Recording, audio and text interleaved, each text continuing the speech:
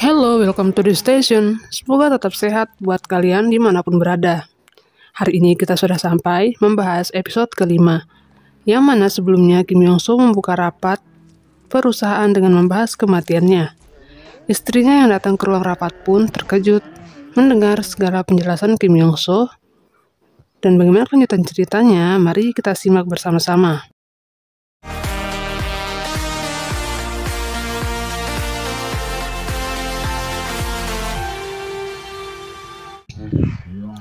Kim Yong-soo teringat ketika dirinya ingin membeli kalung untuk istrinya sebagai hadiah di hari ulang tahun pernikahan. Karena ia tak begitu mengerti tentang perhiasan, ia meminta tolong pada rekan kerjanya yaitu Jung Ji-hoon. Perdebatan di ruang rapat masih berlanjut. Berbagai spekulasi tentang kematian Kim Yong-soo muncul. Ada yang mengatakan ia bunuh diri setelah menerima suap. Ada pula yang sampai mengungkit harga kalung pembelian Kim Yong-soo yang begitu mahal dan tidak sesuai dengan kelas karyawan biasa seperti dirinya.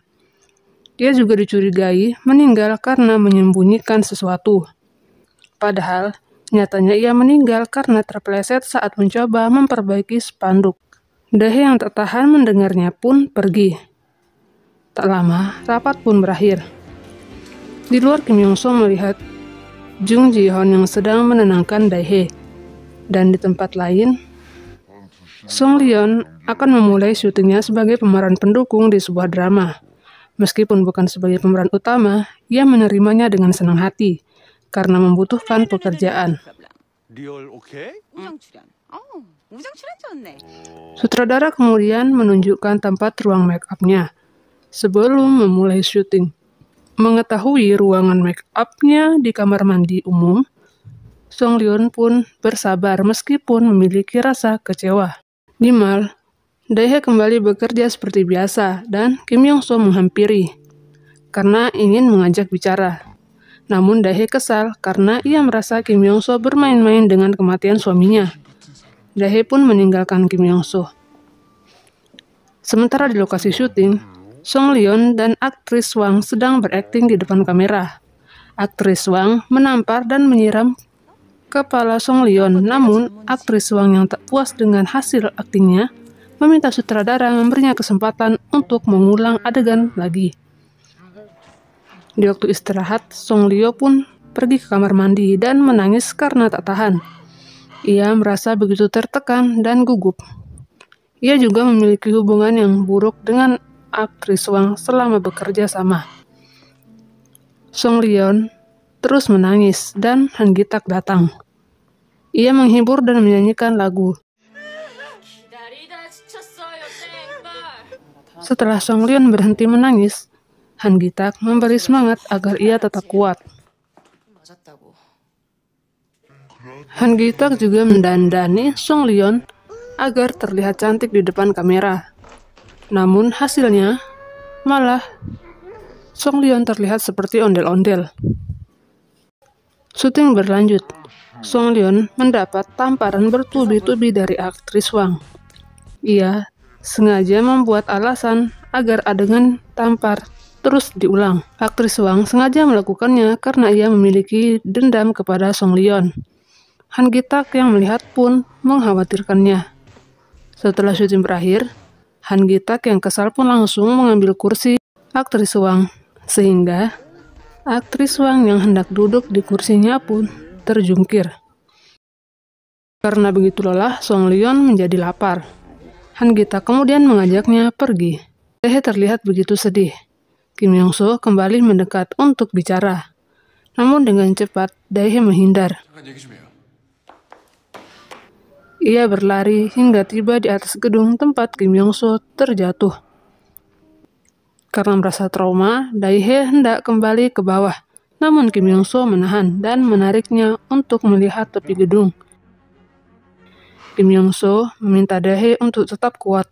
Kemudian ia memberi kalung peninggalan dirinya kepada Dae. Kim Yong-soo kemudian meminta Dae untuk bersabar sampai ia bisa mengungkapkan kebenaran atas kematian Kim Yong-soo alias dirinya. Adegan berpindah. Jae-gil sedang mencicipi masakan buatannya. Sung-jae pun memanggil. Melihat Sung-jae muncul di hadapannya, Jae-gil menjadi marah dan mengusirnya.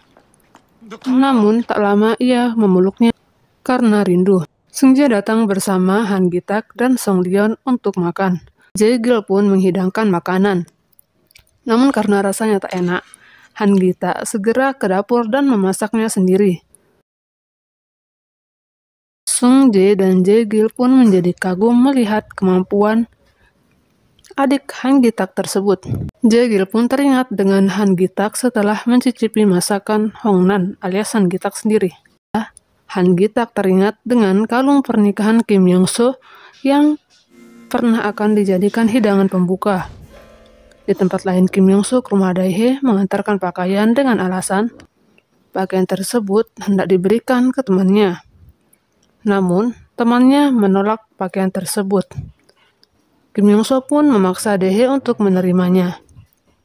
Dan ketika hendak pulang, Dae-hae terlihat bersedih karena telah membaca surat yang berada di dalam kotak kalung pemberian Kim Yong-soo. Kim Yong-soo pun memeluknya dengan erat, namun ternyata itu hanyalah hayalan.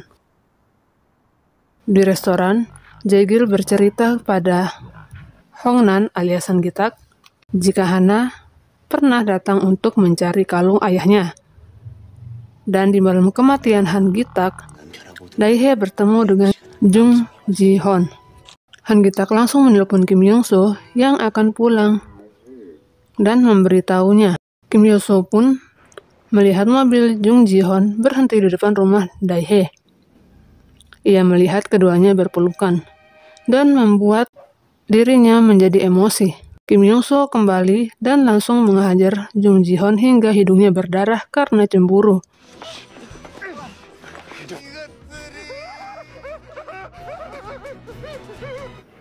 Namun sayangnya, lagi-lagi semua itu hanyalah hayalan Kim Yong-soo semata. Han Gi-tak merasa ada yang tak beres dengan Kim Yong-soo karena tiba-tiba saja mematikan HP-nya. Song Leon ditelepon oleh sutradara Bong dan pergi menemuinya bersama Han Gi-tak. Sampai di sana ia dipertemukan dengan sutradara Gu, rekan kerjanya di masa lalu. Sutradara tersebut menawarkan untuk berakting sebagai pemeran utama. Namun Song Leon agak ragu karena ini merupakan comeback pertamanya setelah 10 tahun vakum dari dunia berakting. Ia dibujuk dengan berbagai alasan sehingga setuju. Di dalam mobil, Song Leon pun begitu bahagia dan berpura-pura sedang santai saat Han Gi-tak membuka pintu mobil. Kim Yong-soo rupanya patah hati. Ia mencoba bunuh diri. Han Gi-tak yang datang pun langsung mencegahnya. Saat itu malaikat Maya pun muncul. Ia kemudian menawarkan diri untuk mengajak mereka berdua kembali ke akhirat. Ia juga memperingatkan agar Kim Yong-soo tak mengungkapkan identitasnya kepada siapapun, serta tidak melakukan balas dendam. Han Gi-tak dan Kim Yong-soo pun pulang. Kim Yong-soo curhat tentang perasaannya dan bagaimana awalnya ia bertemu Dae-hae. Namun Han Gi-tak tak mendengar. Ia sibuk mencurigai sutradara Gu. Han Gi-tak kemudian heran karena paha ayam yang hendak ia ambil menghilang. Dan minuman Kim Yong-soo pun sama. Ketika berbalik, ternyata pelakunya adalah malaikat Maya yang kelaparan. Keesokan harinya, Praseodirja dan Kim Yong-soo disambut oleh seluruh pegawai mal. Di awal keduanya terlihat baik-baik saja, sampai ketika Jung Ji-hoon dan Dae-hae terlihat saling tatap-tatapan dan membuat Kim Yong-soo jengkel. Kim Yong-soo yang jengkel pun menghalangi jalan Praseodirja. Mereka berdua pun berjalan saling dorong-dorongan. Sampai ruang rapat, Jung Ji-hoon mempresentasikan tentang perencanaan sebuah acara fashion. Kim Yong-soo yang masih jengkel berdiri dengan spontan dan berkata, tak bisa mempercayai Jung Ji-hoon. Dan ketika sadar, ia langsung mengubah perkataannya. Mendengar perkataan Kim Yong-soo, ketua yang juga hadir pun langsung menunjuknya menyelesaikan proyek tersebut. Praseodirja dan Kim Yong-soo pun menjadi kaget. Presidirja sempat protes karena acara fashion adalah idenya, namun ketua tak menanggapi. Selesai rapat, Kim Yong-so dan Jung Ji-hoon mulai bekerja. Namun, Kim Yong-so malah menggunakan kesempatan tersebut untuk menginterogasi Jung Ji-hoon. Mereka hanya memperdebatkan hubungan dengan Dae-hye. Kim Yong-so sampai meminta bukti jika tak ada yang terjadi di antara Jung Ji-hoon dan Dae-hye.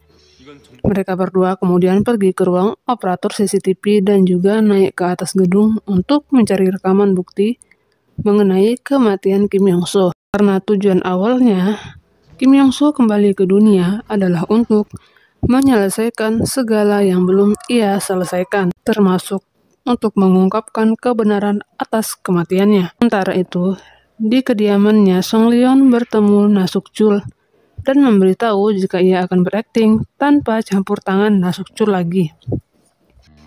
Setelah itu, ia mengajak Han Gi-tak berolahraga dan melakukan diet secara teratur. Malamnya, Han Gi-tak tak tahan karena begitu lapar.